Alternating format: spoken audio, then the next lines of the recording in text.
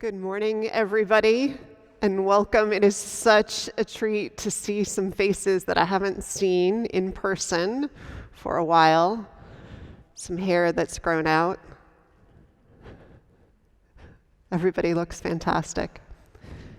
I'm Vanessa Southern. I'm the senior minister of the First Unitarian Universalist Society of San Francisco, and it's lovely to be here today with Wonder Dave Crady, who's our worship associate this morning, and Alan Biggs, our percussionist, who's our musician, who was supposed to play with one of his partners in creation, but that partner had an injury or a conflict.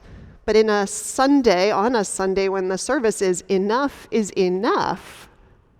it seemed preordained by the mystery of the universe that we would dig deep into the presence of just one musician, and already that has borne true. So it's great to have you with us.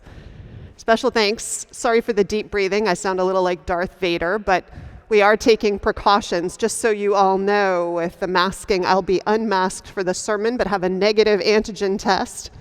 We have an air purifier right beneath the place where I'll be preaching.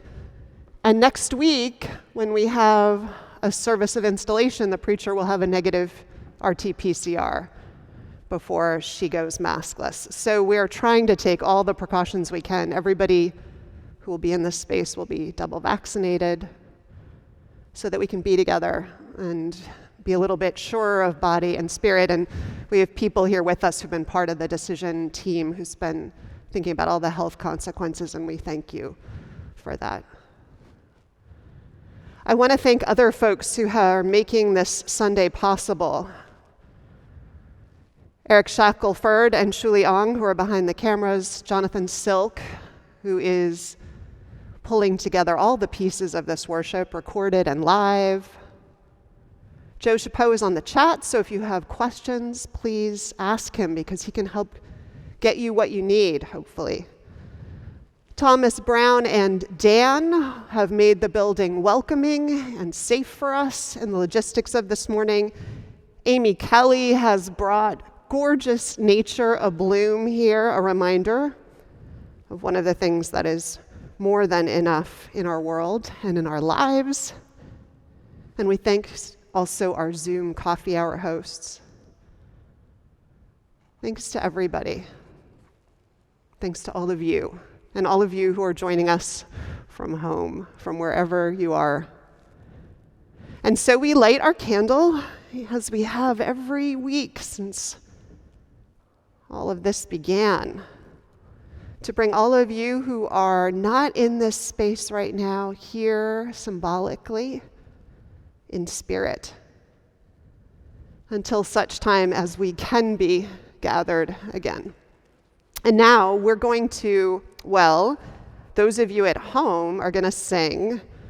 Those of you here are invited to hum Spirit of Life, number 123 in our hymnal. So please also, thanks to Ben Rudiak-Gould, who's our song leader this morning, who will lead us through this and other parts of worship. And Mark Sumner behind the scenes of it all.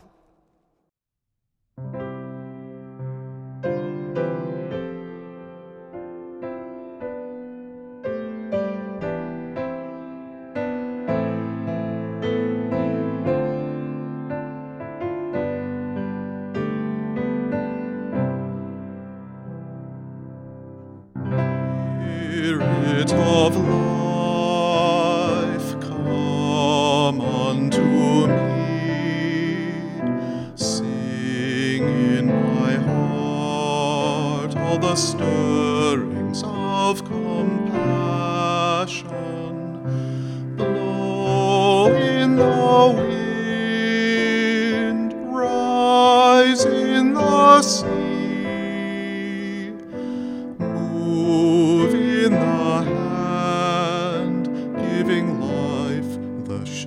Of justice, roots hold me close,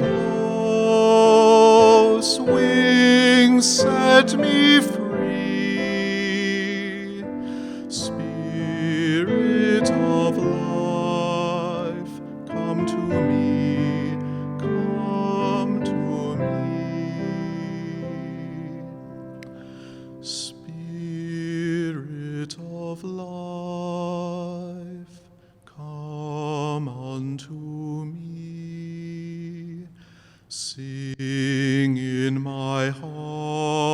out all the stirrings of compassion.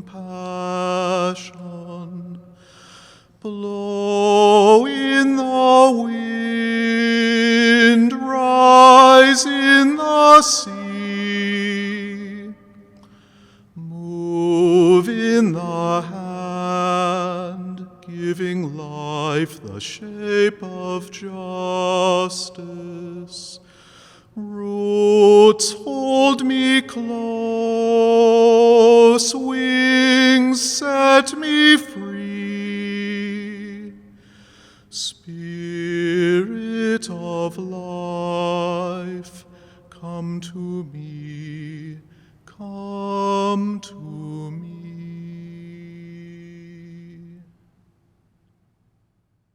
Join Dave and I, please, in saying the words of the chalice lighting that are written in your order of service. We light this chalice for the light of truth, the warmth of love, and the fire of commitment.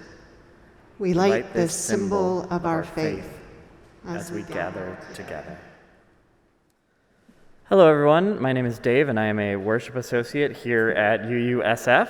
If this is your first time watching, thank you for joining us. You can follow along in the order of service, which is available in the description of this video if you are watching online, or in your hands if you are here in person. It is so lovely to see you. The order of service also lists upcoming events and links to opportunities to connect, including our Zoom coffee hour, which takes place after service. Please join in anything that interests you. The first thing I want to share with you is this. When I think back to January of this year, it seems simultaneously recent yet long ago. And as a parent of a 2-month-old newborn at the time, my memories are most definitely foggy. But I do remember starting small group ministry last January as an experiment to connect with others outside of our pod during the pandemic. Not knowing what challenges the year had in store for me and my loved ones, small group created an invaluable space for me to lean into for support. Being relatively new to UUSF, small group ministry provided a unique way for me to connect with a diverse group of other folks in the congregation. Group meetups combined deep listening with thoughtfully guided discussion topics that left me feeling heard and opened my heart and mind to new perspectives. And to be honest, of all of my meetings on Zoom in the last year and a half, this was one that actually left me feeling recharged at the end each time. I highly recommend small group ministry to anyone looking to broaden their spiritual perspective and form meaningful connections with others in our community.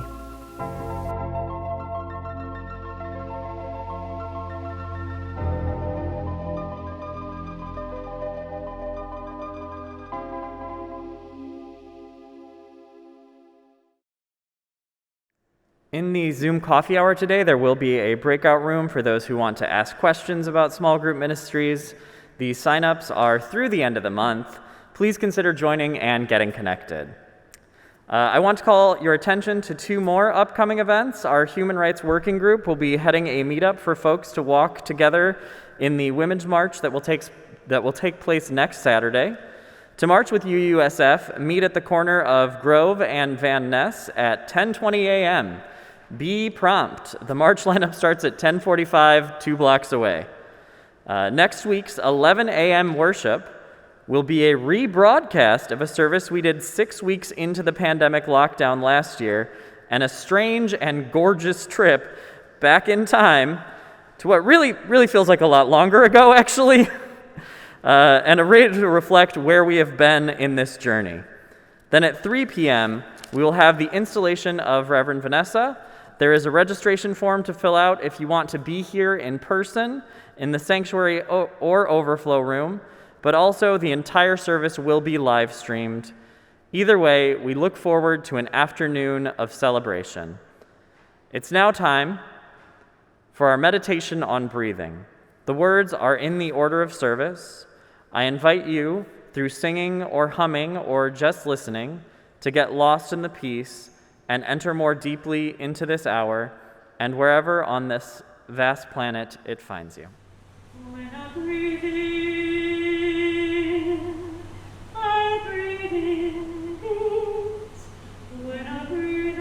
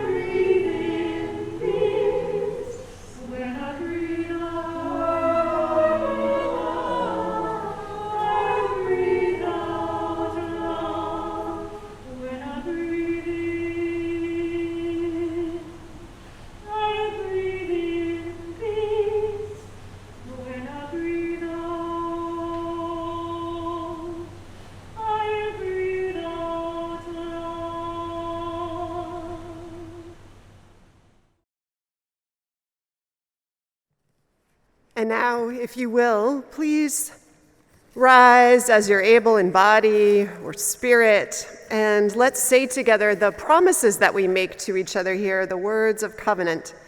And then we'll sing together our doxology. The words are printed in your order of service. Love is the spirit of this church, and service is its prayer. This is our great covenant, to dwell together in peace, to seek the truth in freedom, and to help one another.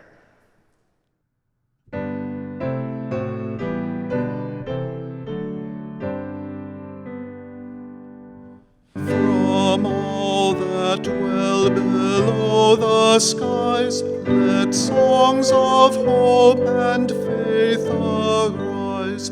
Let peace, goodwill on earth be sung through every land, by every tongue. De todos bajo el gran sol surja esperanza, fe, amor, verdad y belleza cantando de cada tierra, cada voz.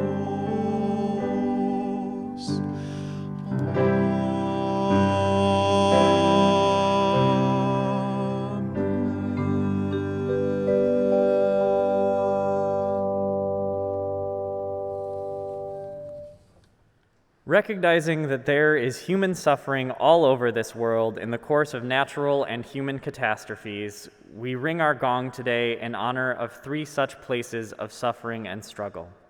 We ring our gong first, as we have since July of 2019, for those lives held and those lives lost in federal custody in our detention camps, and the inhuman treatment of immigrants and refugees repeated this week against our Haitian siblings.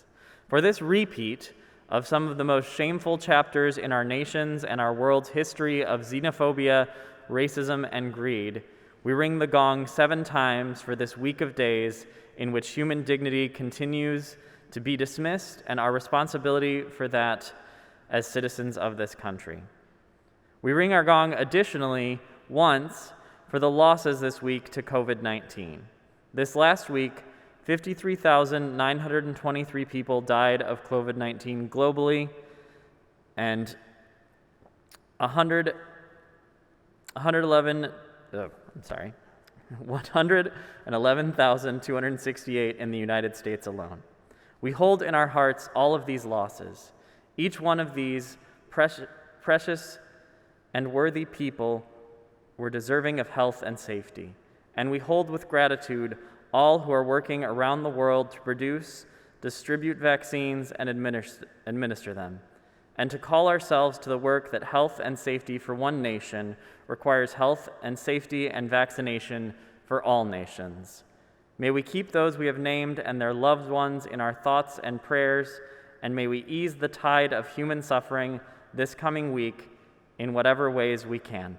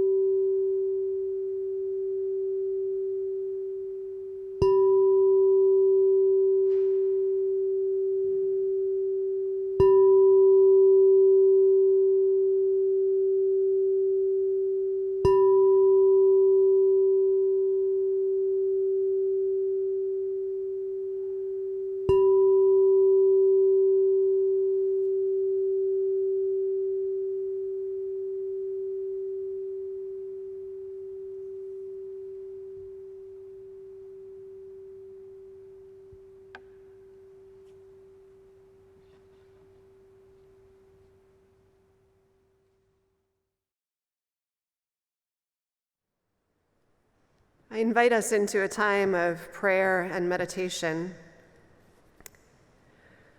The prayer I'm about to share is modeled after, for those of us who have been around for a while, a well-known and much cherished prayer by the former minister, Reverend Max Coots, of this movement. It's written by Claire Feingold Thorne, who was starting her internship with me about 17 years ago, around this time of year. And as we look this morning at the notion of enough, and the antidote for the not enoughness in life, the feeling of that,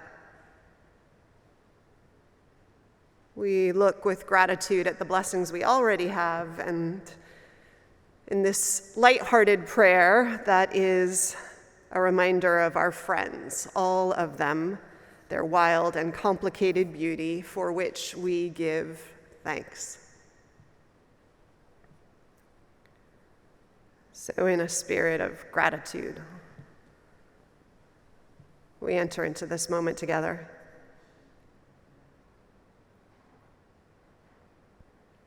Spirit of life, ground of all being beyond naming and knowing. Let us give thanks for a bouquet of people. We give thanks for children like tulips and iris. They multiply around us, making the world ever more filled with color and beauty and new life. May we bless them as they replant themselves ever further from us, knowing that they need their own space to grow into. We give thanks for generous friends, as constant in bloom as echinacea, and whose gifts lift up our bodies and spirit. We give thanks for feisty friends, as indomitable as geraniums, and for continuous friends who, like bittersweet and ivy, hold on and never let go, and can never be gotten rid of. For crotchety friends, as prickly as rose bushes, their beauty a secret that's only discovered through careful gardening. For surprising friends who at first glance seem dour and then blossom into joy as quickly as forsythia. For funny friends, silly as snapdragons, and serious friends, complex as chrysanthemums, and comfortable friends, their gentle presence as soothing as the sweet smell of lilac. For stormy weather friends who stand by us in hard times, like lily of the valley that cannot be deterred by shade or shadow. For old friends nodding like sunflowers in the evening time, and young friends coming on fast as flocks. For friends as unpretentious as dogwood and as persistent as pachysandra, as steadfast as azalea, and who, like snowdrops, can be counted to see you through the winter and remind you that spring always comes. For loving friends who wind around us like wisteria and embrace us, despite our blights and wilts and witherings. And finally, for forget-me-not friends, gone but never forgotten. Their beauty lives on in our memory and hearts. For this bouquet of people who brighten our lives each day in their own way, we give thanks. Amen.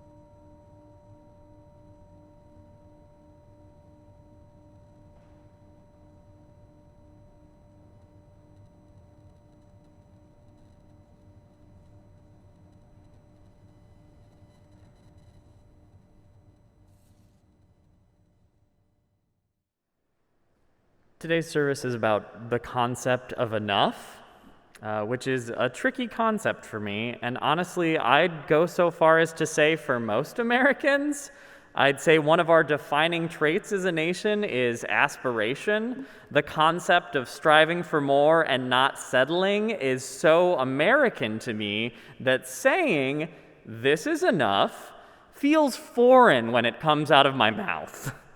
Our pop music asks for more, more, more, give me more, says never enough. Capitalism itself demands constant growth.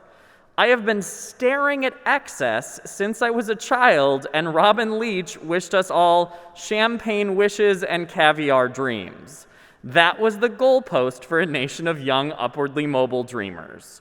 These are all thoughts I had after Reverend Rush Southern asked me to come up with times where I have felt enough, felt I had enough, felt I was enough.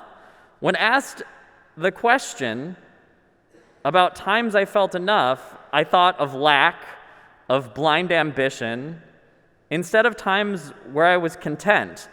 And this is something I probably need to discuss in therapy. So I did a hard reset and thought about the actual assignment. The last time I felt the way she described / enough was when I was eating tamales with a friend at work. We'd both been pulling 60-hour weeks. I was routinely skipping lunch because you can eat when you're dead or something. And here's the deal. There is an amazing tamale place near where I work in Oakland called Tamaleria Azteca. I am happy to plug them for free right now. It's a drab gray building with one window where you order your tamales. Their menu is 5 kinds of tamales and nothing else. You are given your salsa in a plastic bag tied in a knot, and the food is amazing. It was an incredibly busy day at work. My coworker and friend and I, we had been burning the candle at both ends for about a month. And at that point, I needed food. Not just in the way that humans need food to survive, but like in an existential way. Like I needed to sit down and eat so I could feel like a person again. That was enough, it turned out. A small break and some tasty food, just taking the time to stop and relax with my friend. When I reflect on other times I felt like I had enough in this life, turns out food is often involved. I think of being a kid at family reunions, staring at a bountiful potluck, how it felt to have everyone together in front of a spread of pies and hot dish. I'm Minnesotan, it's a thing, look it up. Or more recently, when my friend Kate got featured on Netflix's comedy lineup, a group of us took her out to pizza. And in that moment, whatever goals the rest of us were pursuing fell out of focus. It was enough for all of us to be there together, celebrating her success. There are, of course, times that didn't involve food. A few years back, when my grandfather was in the hospital in Florida, my 2 uncles and I went down to see him, but my mother couldn't come because my father was in cancer treatment at exactly the same time and he needed her by his side. My father told her to go, despite the fact that even doing the most basic of tasks was nearly impossible for him. My mom knew she had to stay by her husband's side. As my grandfather got progressively worse and it became obvious he was going to die and my mom couldn't be there, I felt like a stand-in for her. At one point, I held the phone up to my grandfather as he and my mother said their final goodbyes. In a heartbreaking phone call, I saw a lifetime of love. And one phone call was enough because it had to be. The common thread in all of these experiences is that I was either forced or compelled to slow down, to wait. The flow of life had been interrupted, and in these moments there is no great striving, no seeking what's next. These moments were enough. So instead of champagne wishes and caviar dreams, may we all have a tamale, a bag of salsa, a slice of pizza, or a phone call when you need it the most. May we all have time with those dear to us, small celebrations. May we be able to go where we are needed. May we be enough. And now our morning offering, which is for the works and ministries of this community, will be given and received. If you're here in the sanctuary, there are baskets in the back, and they'll wait for you at the end of service. And if you're home, you can feel free to donate online or send a check. But we thank you in advance, as always, for the gifts given and received.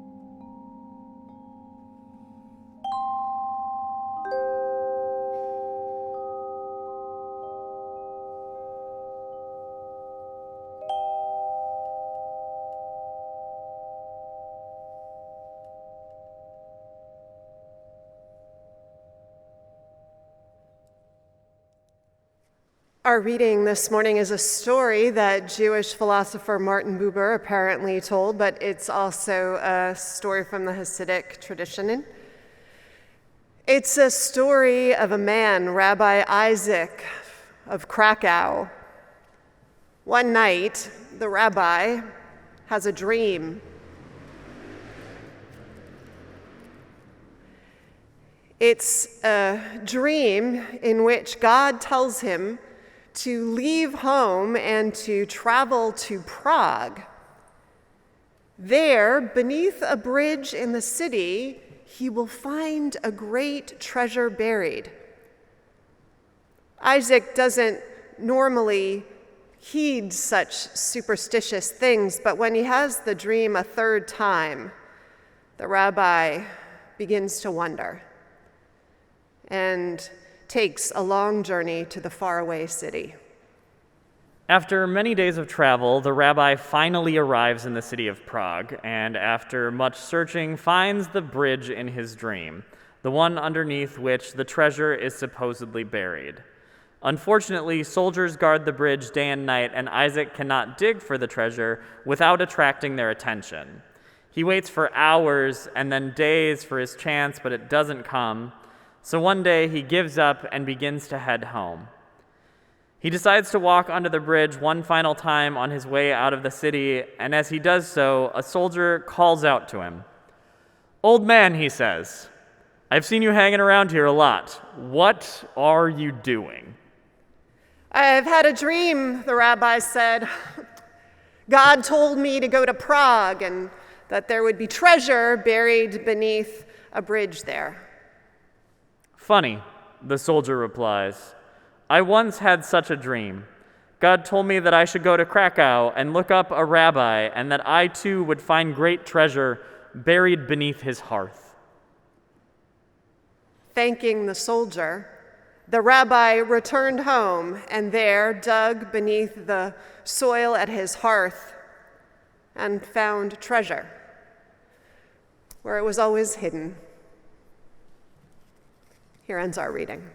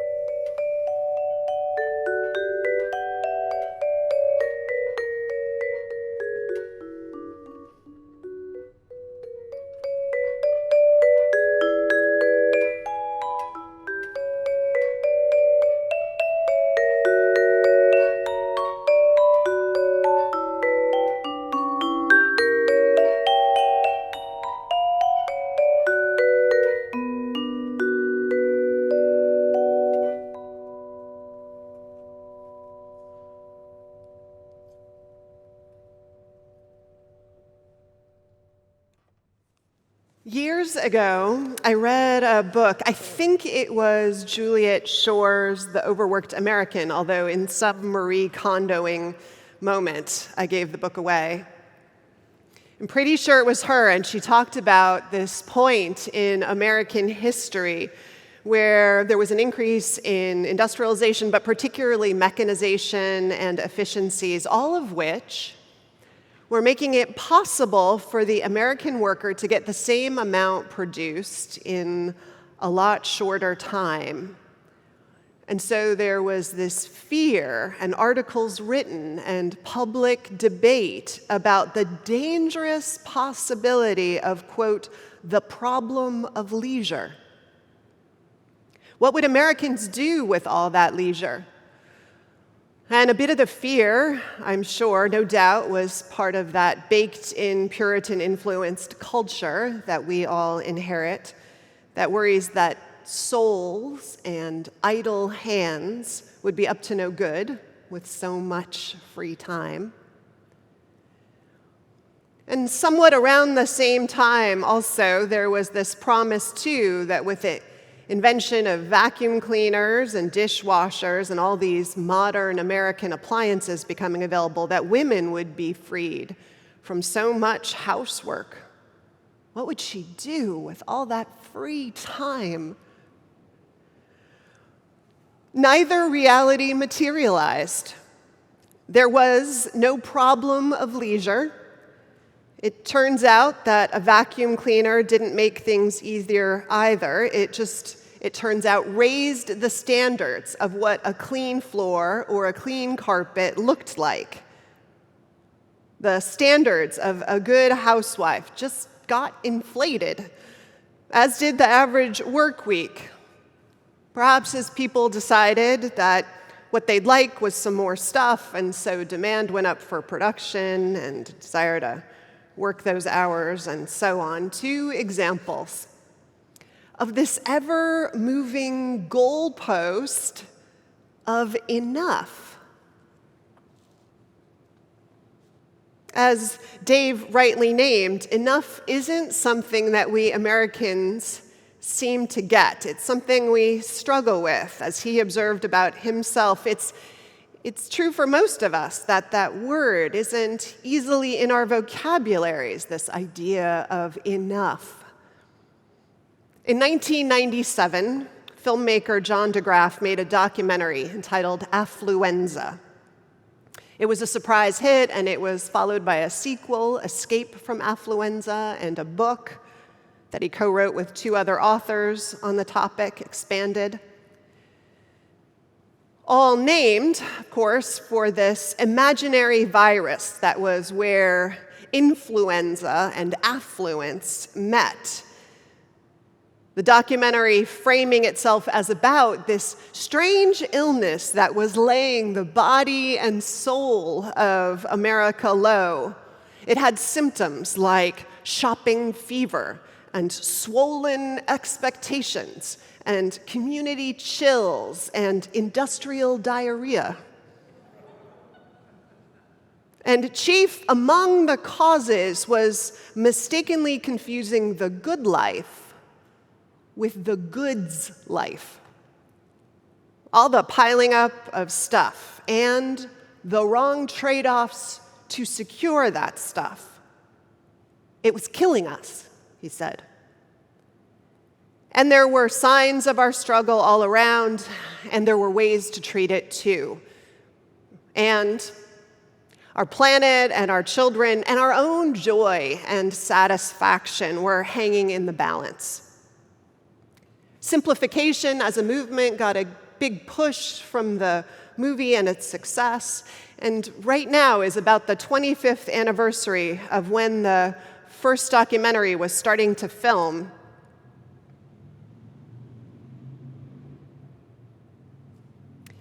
We know now, of course, with complete clarity that our consumption is choking the planet. Back then, the stat he used in one of the documentaries was that if everyone in the world lived the way the average American did, that we would need 3 more planets to sustain that lifestyle. I mean, that stat must be significantly higher now. And the truth remains, we still only have one planet, struggling to breathe. We know all of that. And as Henry David Thoreau once wrote, there's the risk that your possessions possess you, right? That you have to keep a job you don't like to pay for their upkeep or storage, that you lose sleep when they get broken or dented, or worrying about paying the bill for the fix of all that. Intellectually, we know that too. And we also know by now that our addiction to the rush of that momentary satisfaction from stuff is short-lived and Sisyphean and breeds another desire for another hit of those consumptive endorphins to keep us going. And how all of that desire, well, that it hides a deeper emptiness that we know can't be filled with toys or status symbols or even largely external accomplishment. We don't need a lot of stuff to be happy. We know the basics of what makes a person happy. We don't need to read about it. We just need to pay attention to the body and the spirit that knows when it feels deep satisfaction and joy, the kind that lasts. But somehow it isn't sinking in the not enoughness. It remains. Maybe, Dave, you hit the nail on the head when you pointed out how that idea is such an un-American concept. How unambitious it feels to talk that way about enough. As if ambition is measured in tons or in things you can buy, but not in the moments that the credit card ads call, rightly, priceless. I think it's true. I think enoughness isn't in our vocabulary, except as succor that we offer the less well-off or the loser's surrendered stance. I have enough. But we've lost the whole sense of what Sir Thomas Malory was getting at when he famously said, "Enough is as good as a feast." It is. Literally. Last Friday night, our daughter and our nephew out of the house, my husband and I went out for a date dinner. We treated ourselves. We had a main course each and an appetizer and 2 glasses of wine and a dessert. And on the way home, I realized I was incredibly uncomfortable because I'd eaten too much. It's funny, right, that our sense of a feast, if we think about it, is the sense of overflowing that demands and invites us to kind of shove it all in. But enough would have been much better that night than what I did. And I realize that's always the case, right? I mean, think about it. A fun party that goes on too late is just exhausting. And a great hike that goes on too long feels more like a death march. And even a back rub, if it goes on too long, it starts to hurt or chafe, right? But enough is perfect. It's like the sculptor who removes everything extraneous until what's left behind doesn't need anything more, when it's just perfection, what it's meant to be. But we don't normally, I don't think of enough that way. Fueled maybe by this consumption model that feeds our economic system and the messages that come out of it, they spill into so much else of what we do and how we think. And the cost of all of that isn't just indigestion after a night out at dinner, right? Here's an example. I have a daughter. She's a senior in high school. She's beginning the college process this year. Never has the culture of not enough shown up so regularly to me. First, there is the anxiety that the kids bring into the process that there is one college that will make you happy, make your life extraordinary. That despite all of the data that proves otherwise. Data. This despite the fact that our country is one of the places that people flock to from all around the world for university education because we have such an abundance of options. This despite the fact that if you pick up a rock right now and you throw it outside the doors of this church, you are likely to hit 2 institutions at least of learning that will give you a very, very respectable education. Among the middle class and upper middle class kids that I was and that I am watching, there's also a steady drumbeat of not enough in the entire process. There's fear that their grades are not high enough or their SAT scores, that their extracurriculars are not robust enough or their leadership or volunteer work, that their language skills are not as advanced as they might be, or they're not taking advanced enough mathematics. And where's the instrument they play, or the social justice cause that they led a rally for, or the social ill that they designed an app to fix? And parents and books talk about packaging your kid like they're a product, not a person, spinning their story to catch the eye of an admissions officer.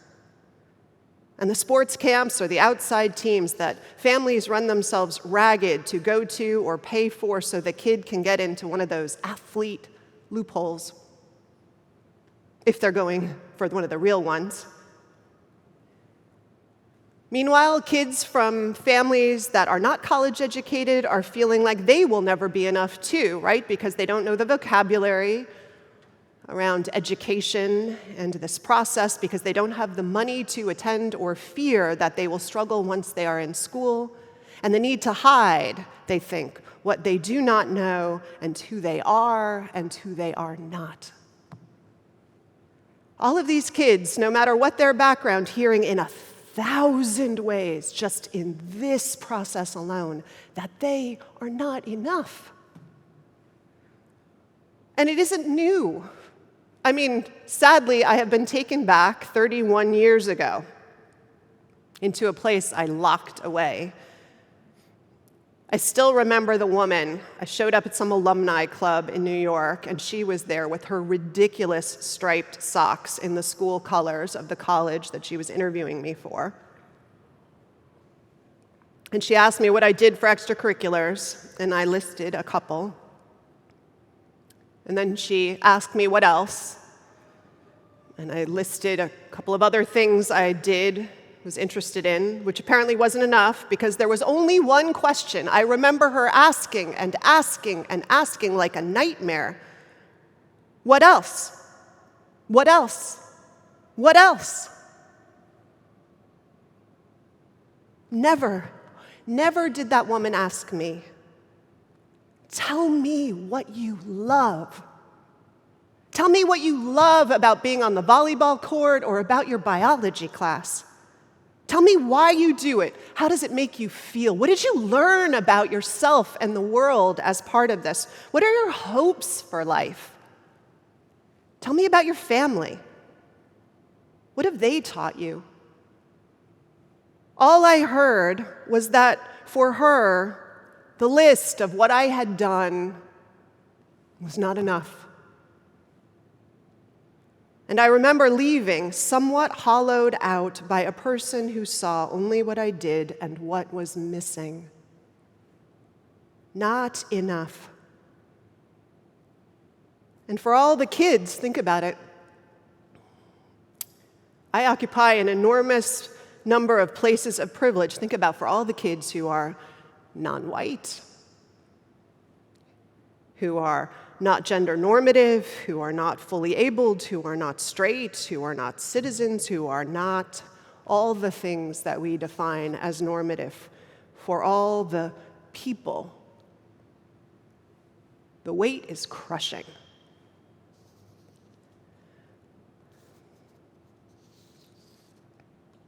And all of us fighting to prove again and again that we are enough.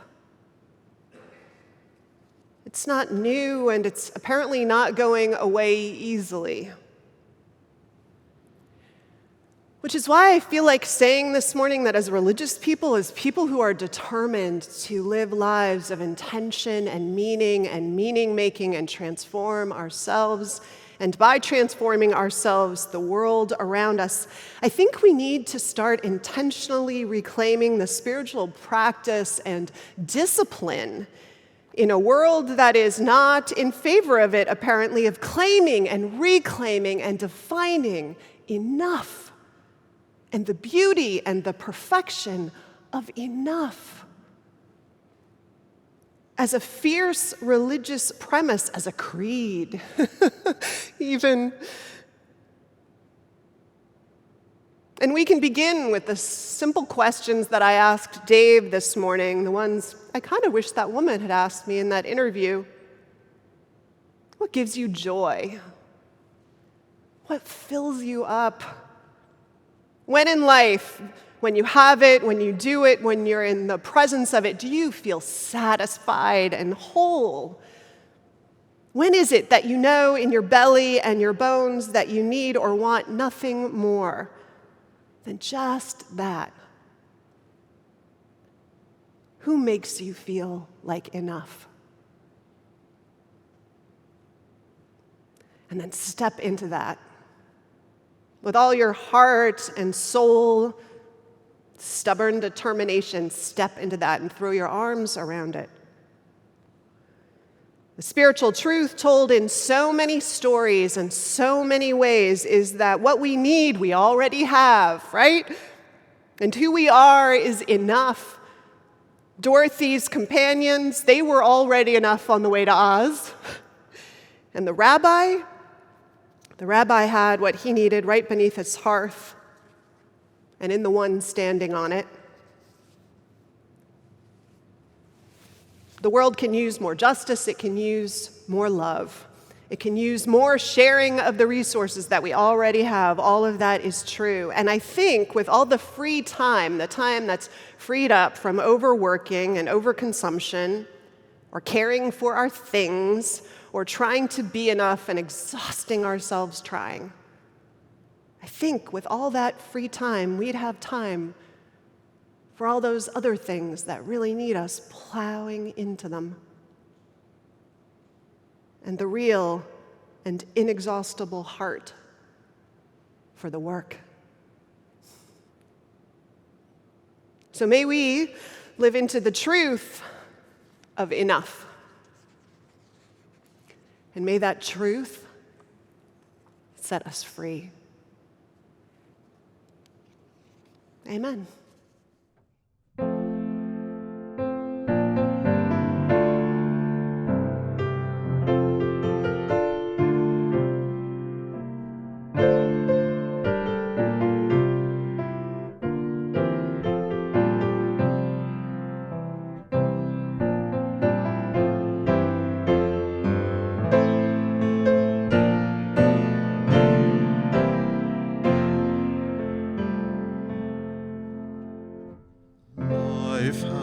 Loveliness to sell, all beautiful and splendid things.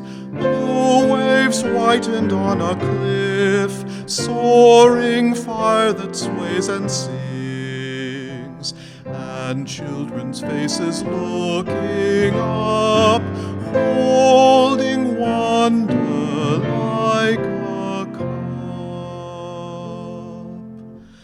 Life has loveliness to sell, as music like a curve of gold.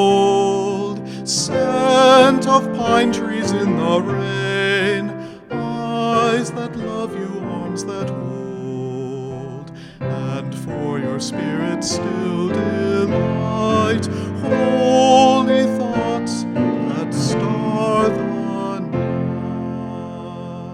night. Spend all you have for loveliness, to buy and never count the cost. For one singing hour of peace, count a year of strife well lost. And for a breath of ecstasy, give all you have been or could be.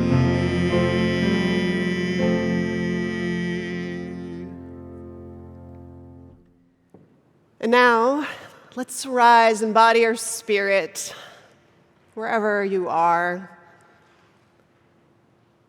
Feel the connection to one another before we go out into our week ahead. So in our comings and our goings, may the light of love shine upon us out from within us. Be gracious unto us and grant us peace. For this is the day we are given. Let us rejoice and be glad in it. Amen.